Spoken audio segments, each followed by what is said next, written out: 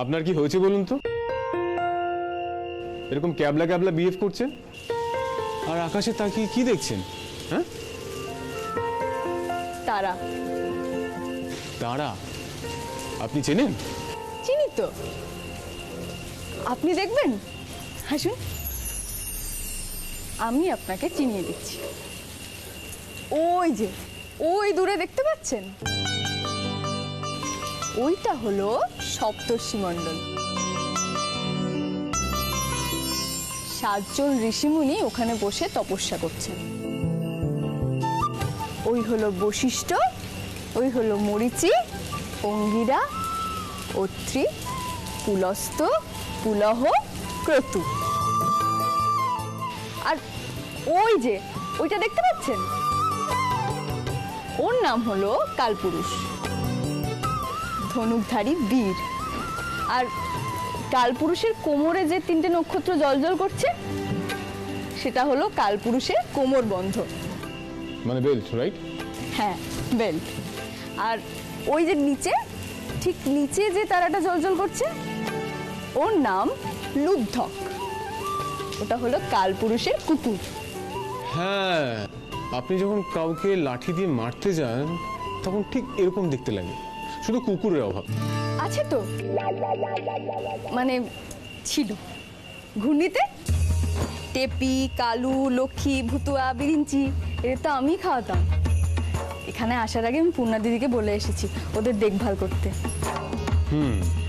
বুঝলাম, কিন্তু আপনি এত তারা দেখা শিখলেন কোথা থেকে? বাবার কাছে।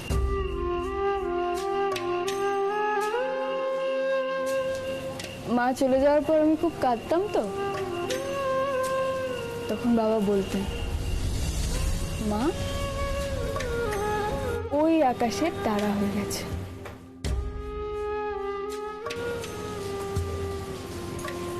চলে যাওয়ার পর মানুষ হারিয়ে যায় না, ওই আকাশের তারা হয়ে যায়। তারপর থেকে আমি প্রত্যেক দিন সন্ধে হওয়ার জন্য অপেক্ষা করতাম আর তারা দেখতাম। কোথায় আমার মা? ওই তারাটা না ওই তারাটা?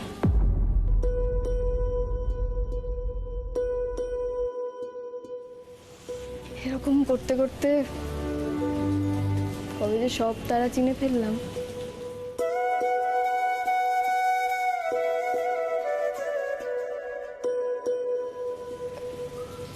আচ্ছা, ওই যে দূরে তারাটা দেখছেন জ্বলজ্বল করছে,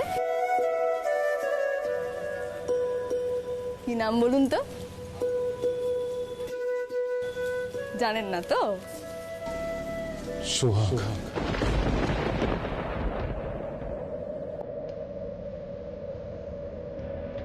ইন্দ্রবাবুর চোখের জল।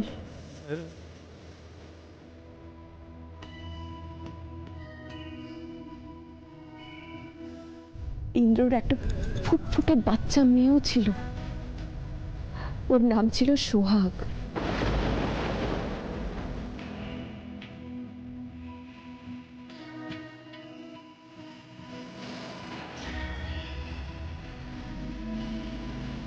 ঠিক বলেছেন, মানুষ চলে গেলে হারিয়ে যায় না, আকাশের তারা হয়ে যায়। আসলে এত তারার ভিড়ে না আমি আমার সোহাগকে কোনদিন চিনতে পারিনি, তবে আজ পারলাম, শুধুমাত্র আপনার জন্য। মিতুল, তার জন্য আপনাকে ধন্যবাদ, আমাকে আমার সোহাগ চিনিয়ে দেওয়ার জন্য।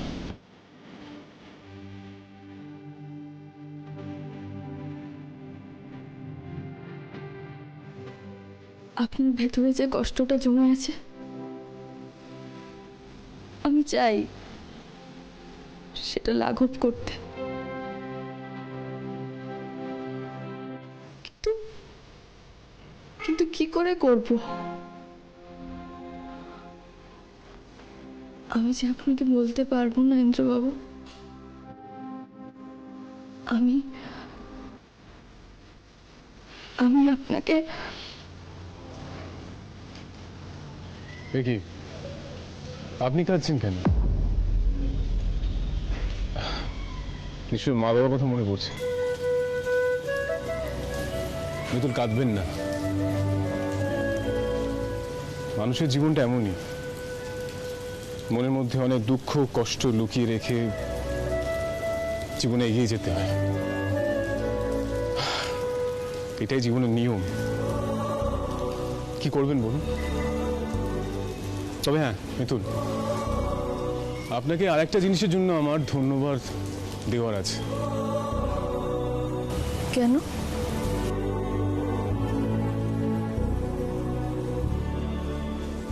আসলে কি জানেন তো, আমি জীবনে অনেক উপহার পেয়েছি, বলতে পারেন অনেক দামি দামি উপহার পেয়েছি, কিন্তু আপনি যেদিন বুগলিকে আমার হাতে তুলে দিলেন,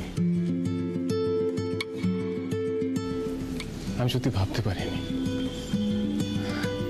কেউ যে নিজে এত দামি জিনিস কারোর হাতে তুলে দিতে পারে, ওকে গিফট করতে পারে। আমি ভাবতে পারিনি। তার জন্য আপনাকে অসংখ্য ধন্যবাদ। কি করবো বলুন? সোহাগকে তো আমি এনে দিতে পারবো না, তাই গুগলিকেই তুলে দিলাম।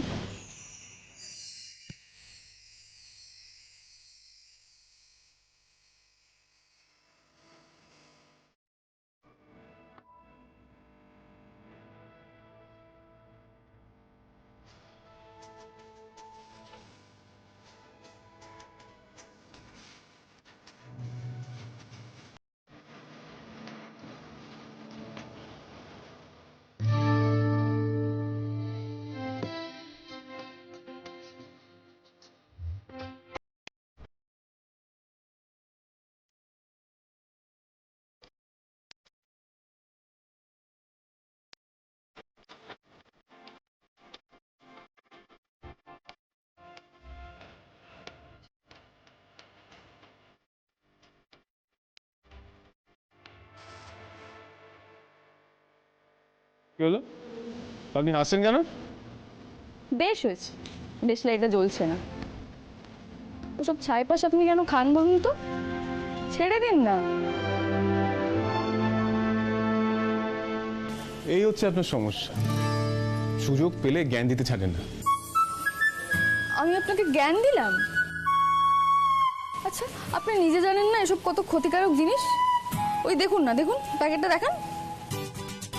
ওই দেখুন কত ভয়ঙ্কর ভয়ঙ্কর ছবি আঁকা আছে। এসব দেখেও আপনার ভয় লাগে না?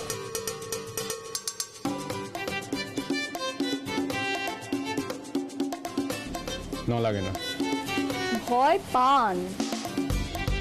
এসব জিনিস খুব ক্ষতিকারক, বুক ঝাঁঝরা করে দেয়, কাশি হয়, দম নেওয়া যায় না।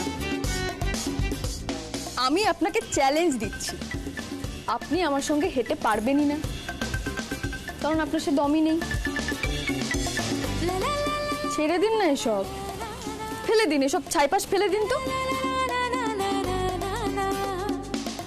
আপনার নিজে ফেলতে অসুবিধা হচ্ছে তো? আমি ফেলে দিচ্ছি। কি হলো? আমি সিগারেট খাবো কি খাবো না সেটা আমার ব্যাপার, আপনি কে বলেন?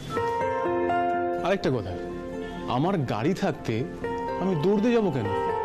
আমার যেখানে যাওয়ার আমি গাড়ি করে যাব।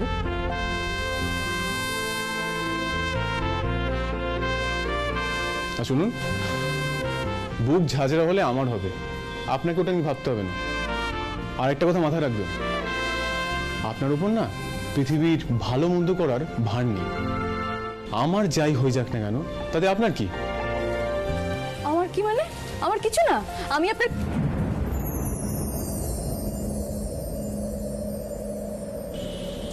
কি? আপনি কিছু বলছিলেন? না না, কিছু না। আপনার মাথায় যে কি চলে সত্যি আমি বুঝি না। আর দয়া করে না আমাকে জ্ঞান দিতে আসবেন না।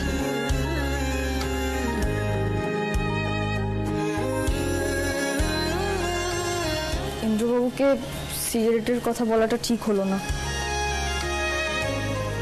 কেন ঠিক হলো না? আমি না বললে আর কে বলবে? উনি যতই রাগ করুন না কেন, ওনার এই সিগারেট খাওয়াটা আমি ছাড়াবই।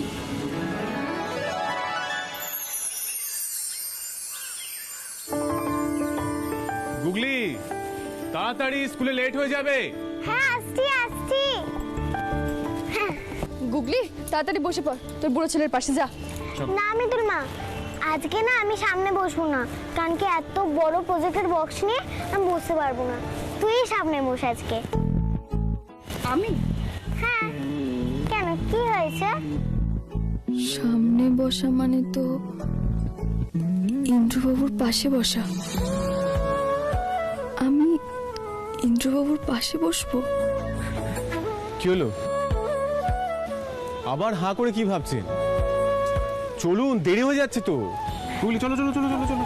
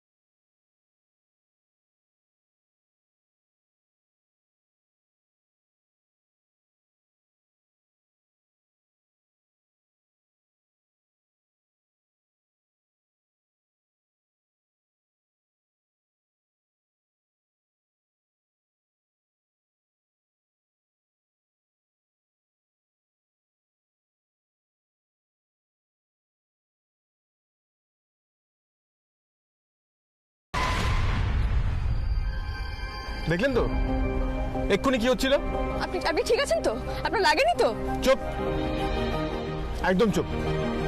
তখন থেকে বলছি আমি ডিস্ট্র্যাক্ট হচ্ছি, কথাই শুনছেন না। বারবার আমার দিকে তাকিয়ে আছে। সামনে দেখান। চুপচাপ বসুন। সবেতেই আপনার বাড়াবাড়ি।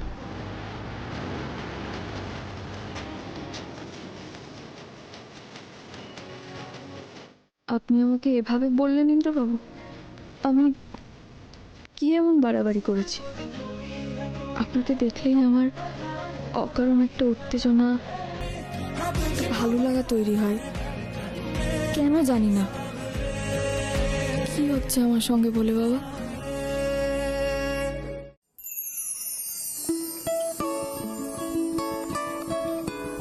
তুমি যাও, আমি এখানেই আছি, তোমাকে নিয়ে যাব। হ্যাঁ হ্যাঁ এসো।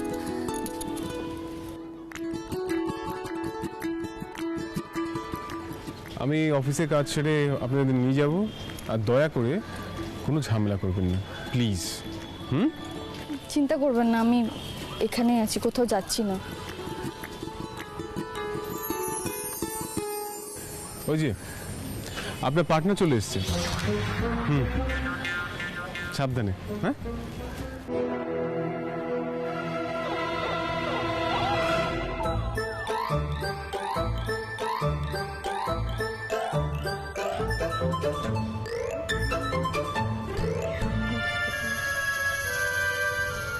কিছু করিনি, আমি কিছু করব না। ওহ, এটা তুমি? আমি তো ভাবলাম তোমার বর। তুমি বিড়বিড় করছিলে কেন? তোমার বরকে দেখলে আমার প্রচন্ড ভয় লাগে, বোঝো না? ভয় পাওয়ার কি আছে? উনি কি রাক্ষস নাকি? একটু খিটখিটে বটে, কিন্তু মানুষটা কিন্তু খুব ভালো। সে তোমার বর, তাই তোমার কাছে ভালো। আচ্ছা মিতুল, আগের দিন যে প্রতিযোগিতায় গেলে, বাড়ি গিয়ে খুব বকা খেয়েছো না? না গো, বকা তো খাইনি, উল্টে আমার সঙ্গে একটা অবাক করা ঘটনা হয়েছে, তুমি জানো? ইন্দ্রবাবু নিজের হাতে আমার প্রাইজটা বাড়ির সবাইকে দেখিয়েছেন, আর উনি আমার অনেক প্রশংসাও করেছেন যেচে। বাড়ির প্রত্যেকে আমার নামে অনেক ভালো ভালো কথাও বলেছে, আর আমি প্রথম হয়েছি এই আনন্দে আমরা সবাই মিলে কেকও কেটেছি। বাহ, এ তো খুব ভালো খবর। আমি যে কি চিন্তা করছিলাম মিতুল, কি বলবো তোমায়। আচ্ছা তাহলে চলো, আর তো কটা পুতুল বাকি আছে, বিক্রি করে আসি। চলো, দেরি করো না, চলো। কি হলো, চলো। না গো টগর দিদি। না মানে? তুমি পুতুল বিক্রি করবে না? না গো। কিছু হয়েছে? মানে বাড়িতে কেউ কিছু? না না, বাড়িতে কিচ্ছু হয়নি। আমি আবার পুতুল বানাচ্ছি দেখে সবাই তো খুব খুশি। ইন্দ্রবাবু খুব খুশি হয়েছেন, আমাকে উনি বলেছেন আরো ভালো ভালো পুতুল বানাতে।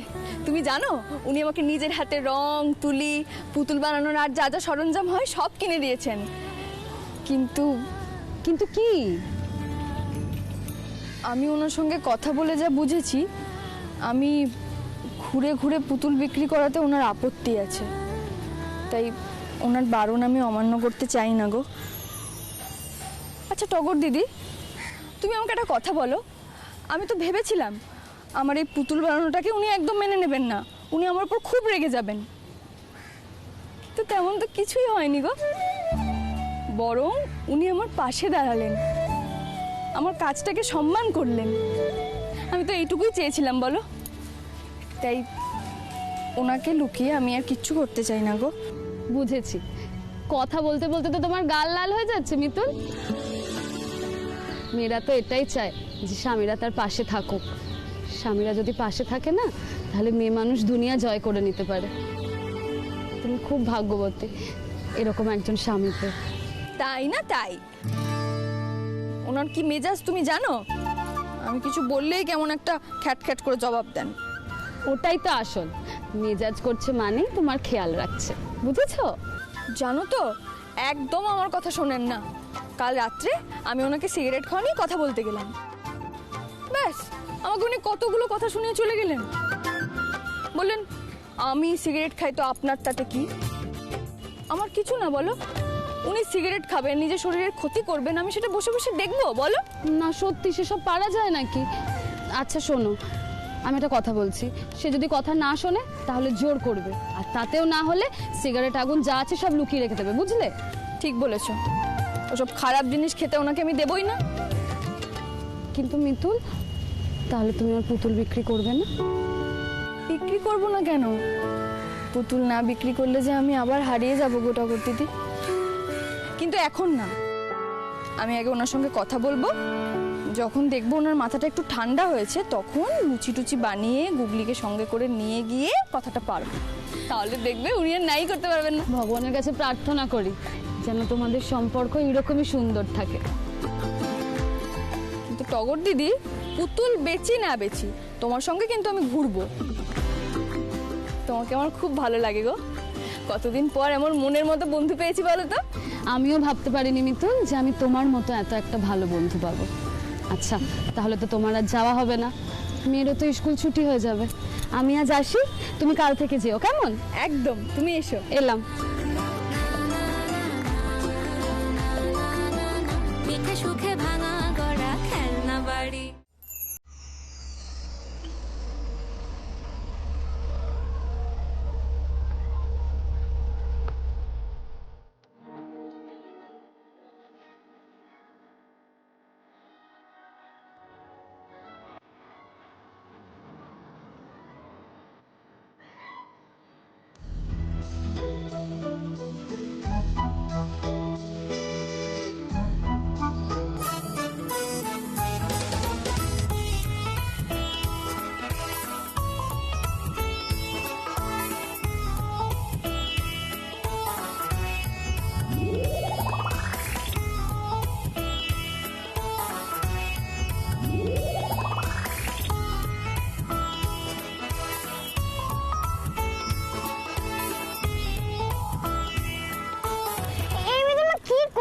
তুই মিতুল মা তুই বুঝবি না এসব।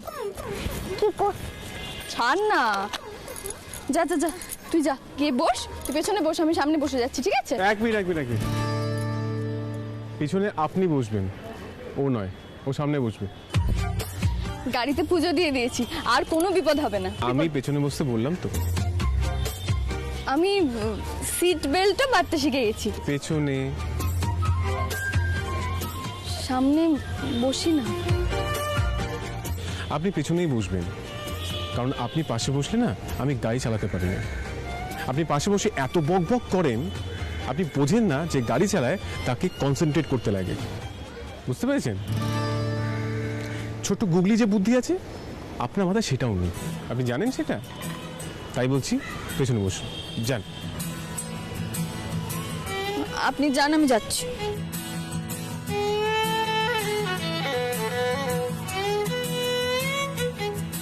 মানুষটা সব ভালো, কিন্তু মাঝে মাঝে কেমন